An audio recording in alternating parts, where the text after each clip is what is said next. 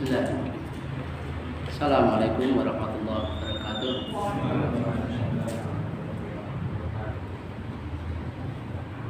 Innal hamdalillah nahmaduhu wa nasta'inuhu wa nastaghfiruh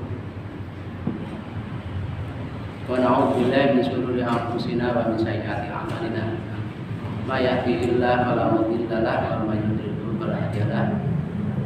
Asyhadu an la ilaha illallah wahdahu la syarika lah wa asyhadu anna Muhammadan abduhu wa rasuluhu la nabiyya ba'dah. Allahumma shalli ala Muhammad wa ala alihi wa ashabihi ajma'in. Amma ba'd, fa ya ayyuhal hadirun rahimakumullah. Usikum wa iyaya bittaqullah. Ittaqullah wal tanzur nafsum ma qaddamat lighad wa taqullah innallaha khabirun biman ta'malun. Alhamdulillah, rahmatullah. Sholat maghrib Masjid Al-Araf dilanjutkan dengan kajian rutin ya malam Ahad. Insyaallah dimuliakan Allah Subhanahu wa taala semuanya. Tentunya kita dan intinya untuk senantiasa memanjatkan puja dan puji syukur kepada Allah Subhanahu wa taala. Allah telah melimpahkan nikmat yang begitu banyak kepada kita sekalian. Tentunya nikmat sehat sempat itu penting, tapi yang tidak kalah pentingnya adalah nikmat iman dan Islam kita. Dan kekuatan kaki kita melangkah ke Masjid Al-Araf ini, sholat jamaah ini, sungguh itu nikmat yang sangat besar, karena saya yakin ya banyak orang Islam juga, tapi untuk melangkah ke masjid juga, apalagi rutin ngaji ini rapi yakini tenane ono tunjangan struktural ya Pak Ramil, rahmat tunjangan ya. Ini kalau betul-betul kita yakini ini berat, tapi alhamdulillah kita pada malam hari ini termasuk hambanya Allah yang insya Allah terpilih lah. Di dunia ini kita kumpul di Al-Araf ya, nanti di akhirat kita insya Allah masuk surganya Allah SWT. Bareng-bareng nanti ketemu Mas Wahyu, ketemu Pak Samsul, ketemu semuanya yang di sini. Ini memang tidak main-main. Itu yang lalu lalang yang makan, yang merokok di jalan-jalan di Islam semuanya juga. Pintu ngaji ini betul keistiqomahan. Maka itu tidak diberikan ke sembarang orang, maka itulah nikmat. Maka tentunya cara mensyukurinya ya kita yakini bahwa semuanya ini tadi memang diberikan dari Allah. Kami yakini bahwa kita nikmat semuanya itu memang dari Allah SWT. Dan tentunya dengan kita ikrarkan yang sebagaimana yang dituntunkan Rasul dengan bacaan alhamdulillahirabbil alamin. Jadi setiap prestasi apapun itu kita kembalikan ke Allah Subhanahu wa taala. Allah itu kalau memberikan sesuatu kepada seorang ya tidak ada yang bisa nyegah.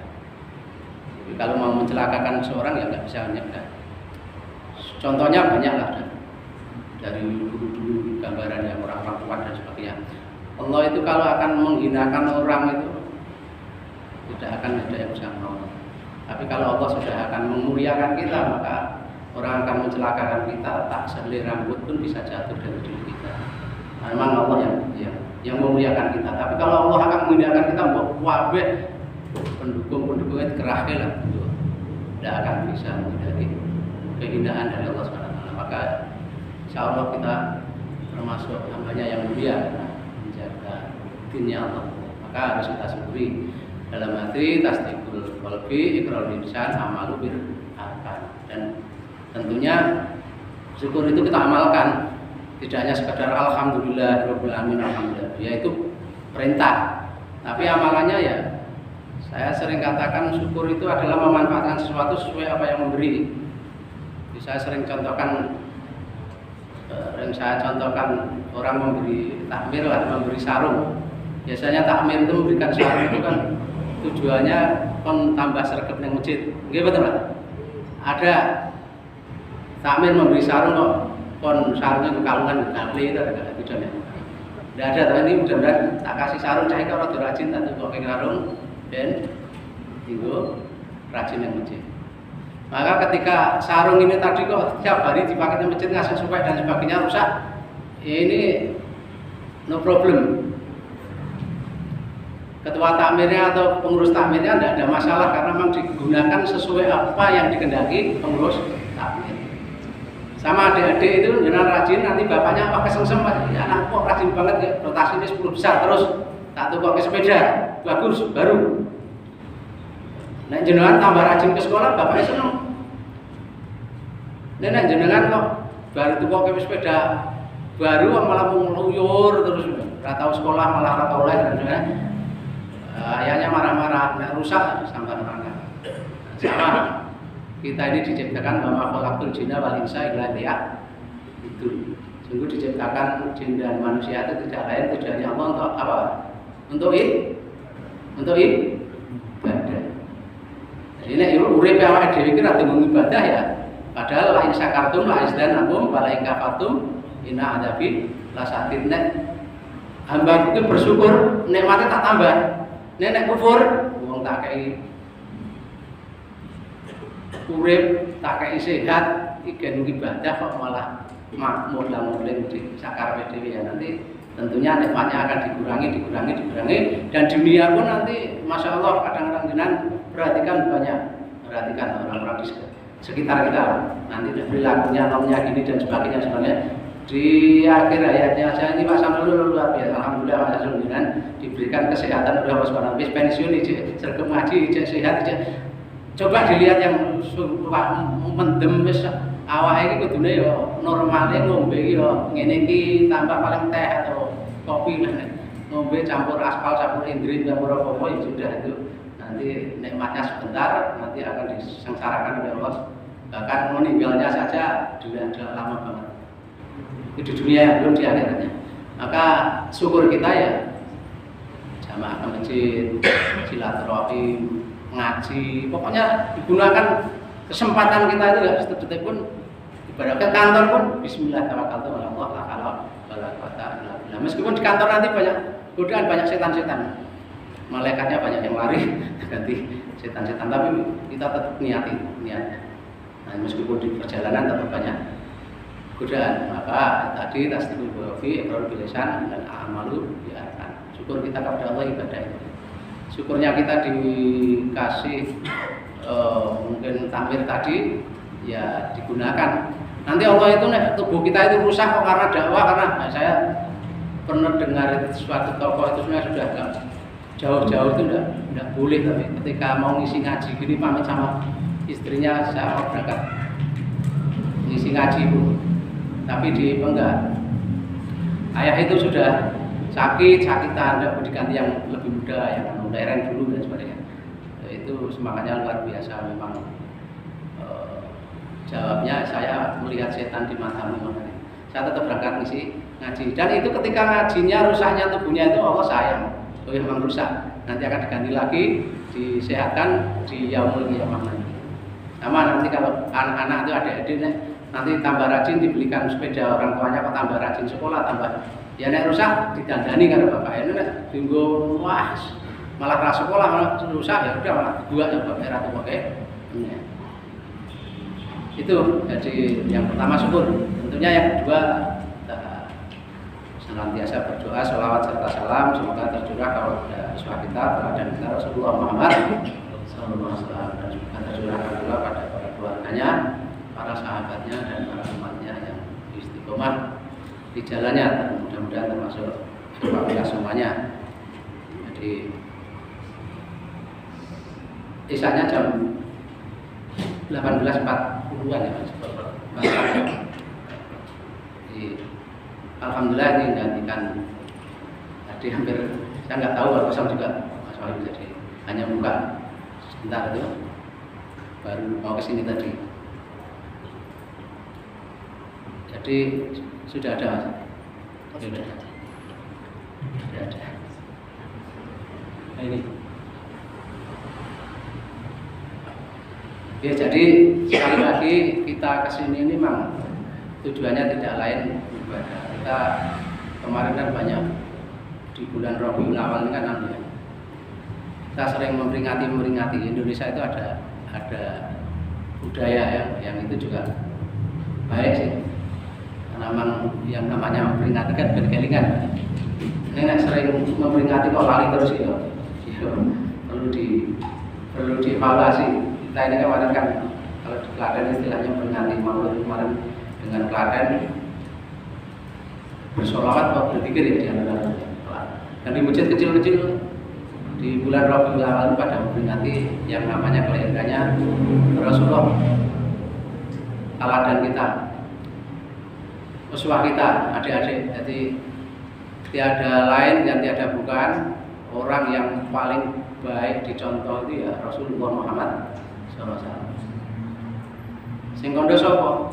Yang memberitahu Allah Subhanahu wa taala dalam Al-Qur'an, laqad kana fi Rasulillah uswatun hasanah. Sungguh pada diri Rasulullah itu terdapat contoh yang baik. Maka kalau ada anak-anak bully koncone masak mantemi ngono kae dan sebagainya di ya nanti kalau kita budayanya kayak gitu kan bisa prihatin sekali gitu. Alhamdulillah menjadi anak-anak Al-Araf mudah-mudahan tidak seperti itu, anak generasi Qur'ani ya mudah-mudahan tidak. Meskipun tidak menutup kemungkinan yang namanya anak-anak di pondok-pondok itu juga ada. Karena yang namanya anak-anak sudah kumpul itu. Tapi itu kan kalau kayak yang di WA itu kan naudzubillah itu sungguh jauh dari nilai-nilai contoh Rasulullah Muhammad SAW. Kita ini kadang-kadang ngeri juga. Kalau kita semakin hari semakin tidak sengaja memperbarui revolusi mental ya, mental kita nggak diperbarui ya susah. Coba kita bayangkan anak segitu ngamplengi koncone ngasek kayak gitu, nggak ada yang misah sama sekali, bahkan bangga semuanya. Nah kalau terjadi di jalan-jalan itu sekarang juga trennya seperti itu.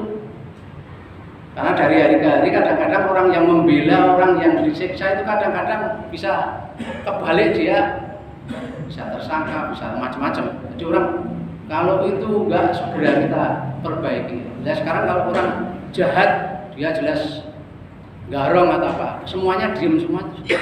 Aturan tatanan dunia nanti gimana? Maka contoh kita teladan kita Rasulullah Muhammad.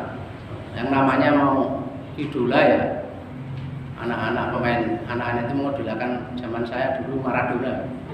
Itu betapa sama mengidolakan bal-balan Maradona itu. Yo pengen tuh kaosnya Maradona nomor 10 nomor berapa? Kaosnya katanya jeleret-jeleret itu biru apa teh. Ya nanti gambarnya ya dipasang di kamare, disawang terus. Nah kita itu mengidolakan Rasulullah ya nek kayak saya itu kan ya sering ditegur rasanya ya rapi halus itu masalah itu masalah. Ya kalau di Pemuda itu dulu awal-awal saya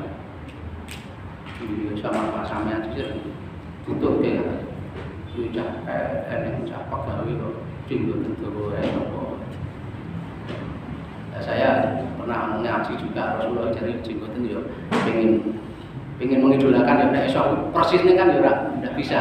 Tapi yang namanya mengidolakan Maradona kan iso yo kaosé kaya Maradona, prilakune garane mlaku-mlakune nendang bal kaya Maradona.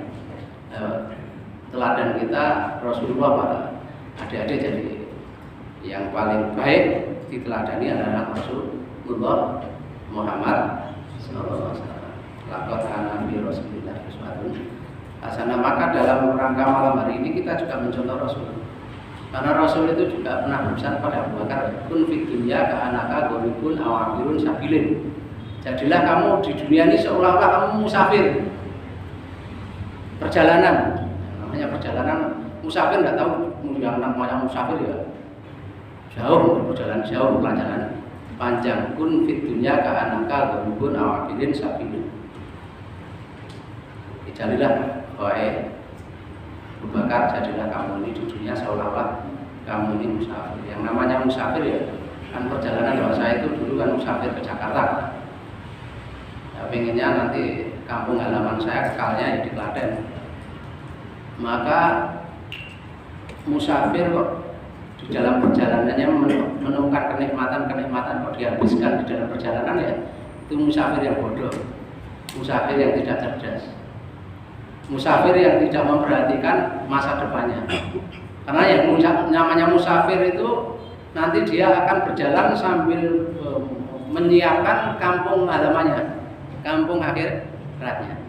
Maka kita di dunia ini berjalan menikmati dunia, untuk nikmat jabatan, untuk nikmat ya sampai lupa nggak menyiapkan kampung halamannya sana, rumah aslinya. Ada kadang-kadang temen ngobrol ya musafir kayak ngontrak omah. Kowe nek ngontrak omah kok malah rek bengek mbok entek ki nggon ngontrak. Mbok kaya AC, mbok kaya dinding-dinding templek emas dan sebagainya. Ning omahmu dhewe kan ora mbok pikir. Jelas nanti akan sengsara akhir hayatnya. Maka musafir di dunia ini tetap bagaimanapun kita menemukan kenikmatan di dunia, maka kita harus siapkan kampung kita akhirat nanti. Salah satunya ya, insya Allah malam hari ini kita terusnya nikmat mungkin yang hobinya badminton, saya terus terang hobinya badminton. Ini mungkin malam badminton atau mungkin yang hobinya shopping dan sebagainya. Kita nikmat itu kita buang dulu, kita akan ganti nikmat di akhirat. Maka kun fit dunya ka'annaka kun awamilun sambil jadilah kamu dunia sekolah musafir. Maka kita di dunia ini ya harta kita siapkan untuk rumah kita di akhirat nanti. Kita akan bangun rumah yang sebaik-baiknya di kampung kita. Kita pergi dari desa ke Jakarta, kita mengumpulkan uang, ya di sana ngontrak sekadarnya saja, kita bangun di rumah di kampung halaman kita tempati dengan keluarga kita bangun di akhirat. Karena memang bondo itu rada mati, itu pernyataan salah katanya. Bondo itu bisa dibawa mati, harta itu bisa dibawa mati, bisa dinikmati di kampung akhirat, kampung halaman kita nanti, kampung asli kita kan di akhirat sana. Maka tapi karena memang kita ini nggak bisa membawa sendiri, maka harta itu harus kita titip-titipkan. Kan tulung gawane sampai tak nikmati yang akhirat ya, dititipkan untuk mungkin pembiayaan ngaji ini, dititipkan untuk mungkin para yatim piatu, dititipkan untuk kegiatan masjid, dititipkan nanti diminta kepada Allah, ya Allah, saya dulu harta saya sebenarnya tangguh tuku mobil iso tangguh ini macam-macam, tapi saya titip-titipkan karena saya itu membawa sendiri. Enggak, ini kan kisah di WA itu ada pengusaha ya Pak, tahu ada yang pengusaha Jogja, ada pengusaha Banyuwangi, ada pengusaha. Ini intinya itu pengusaha itu sukses banget terhadap pemuda, padahal dia itu seolah-olah bondoi orang gagas. Karena setiap ada sumbangan itu dia nyonya-nyonya itu pokoknya siapa yang orang gagas. Dia tanya, kok bisa seperti itu sukses setiap buka cabang sukses? Saya tuh heran kenapa. Saya kok dengan itu kayaknya nggak mikir harta, tapi setiap buka cabang kok mesti malah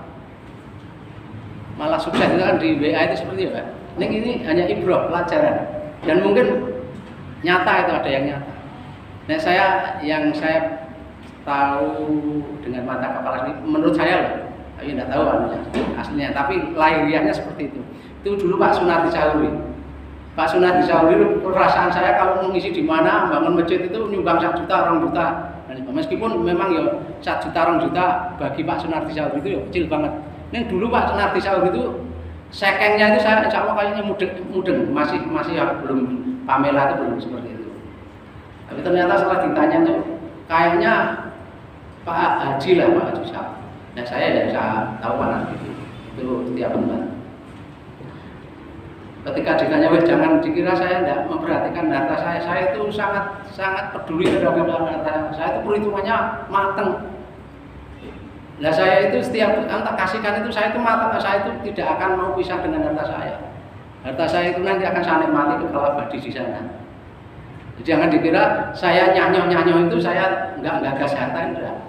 Saya nyanyo itu karena saya itu memanage harta saya itu supaya bisa saya nikmati selama-lamanya. Karena sesungguhnya nanti kalau harta di dunia ini, jenengan itu sebenarnya punya uang 100 juta sama semiliar itu koyone podong sing gawane dompet ya. Berkuwi mami ya paling.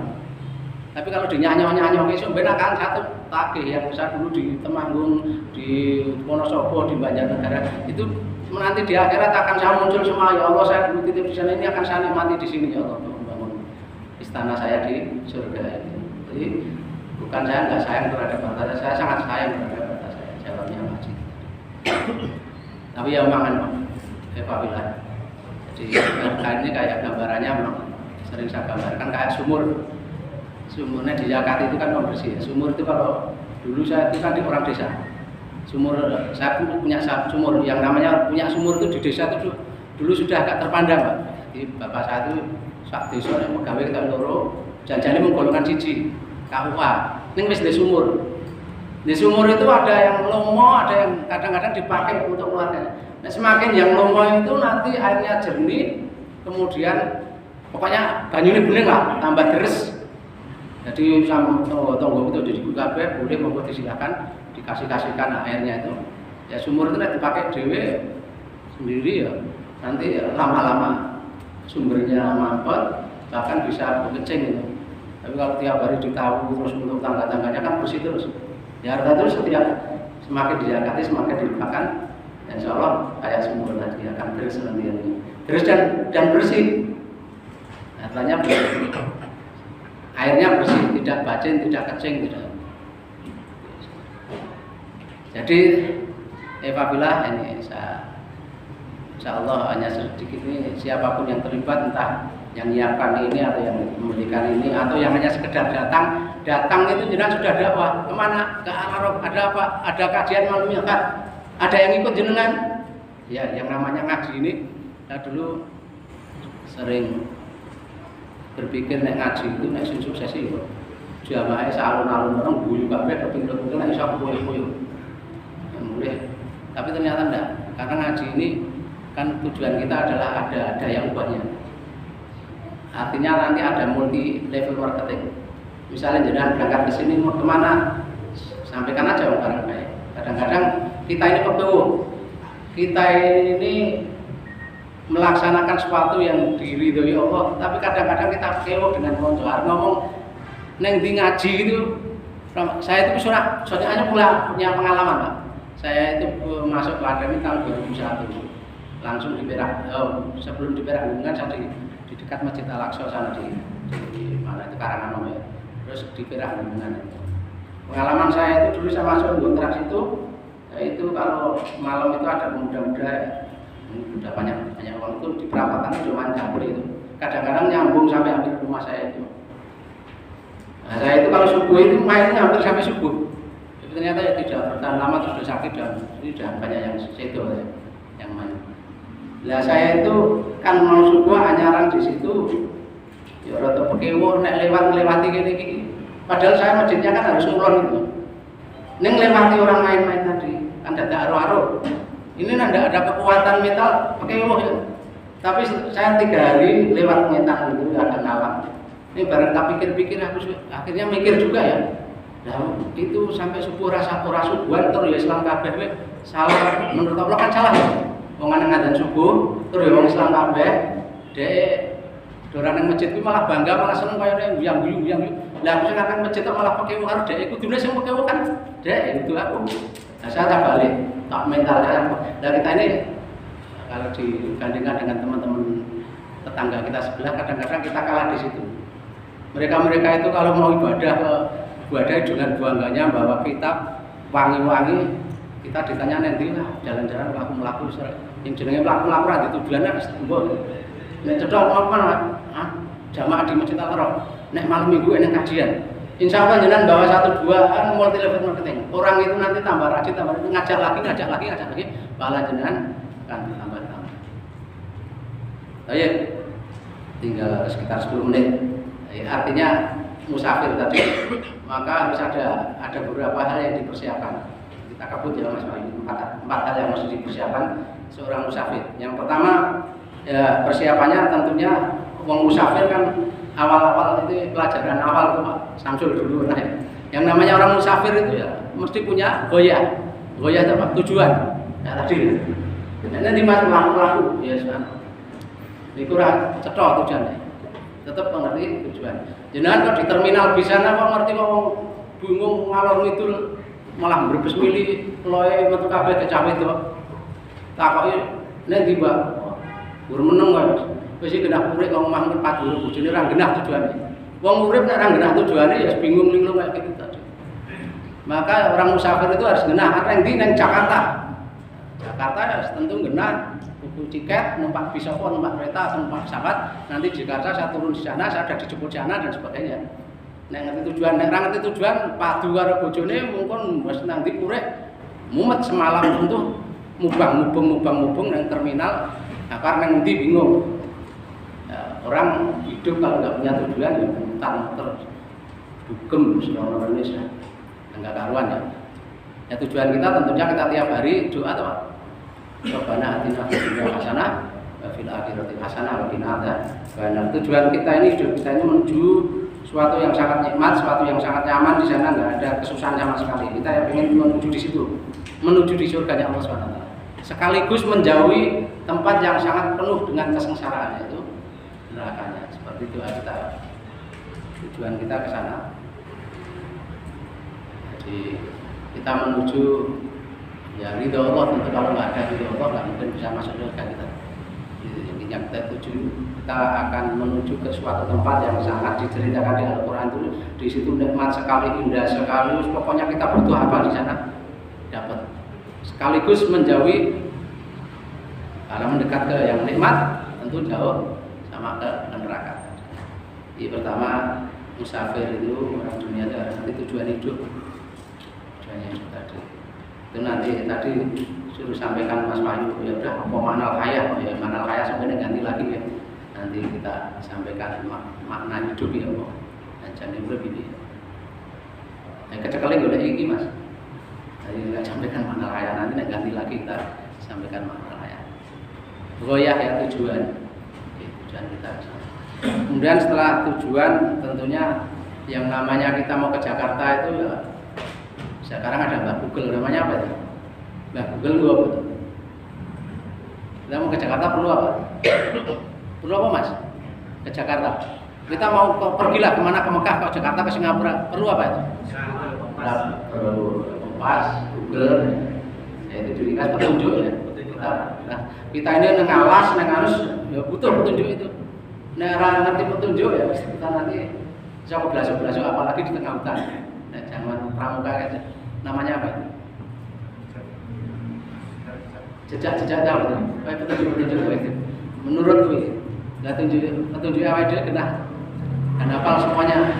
Alhamdulillah tentunya sudah yakin bahwa petunjuk kita ini ya, yang setiap hari kita pelajari dan nanti disampaikan Ustaz Umar Faruk itu ya, di dalam Al-Quran juga di sini Allah sendiri yang ngasih tahu kepada kita. Syahrul Ramadan alladzi unzila fihil Qur'an dalinas, petunjuk bagi manusia. Petunjuk kita Al-Quran yang namanya petunjuk ya mestinya kita sering kita buka ya petunjuk itu sering kita baca, kita pahami. Nek rasa memahami petunjuk ya keblasok meneh. Ya Al-Quran ini dulu diskusi sama Al-Quran ini ibaratnya nih, dokter kan kayak resep. Dokter, ini Al-Quran bukan resep, tapi memahaminya seperti itu.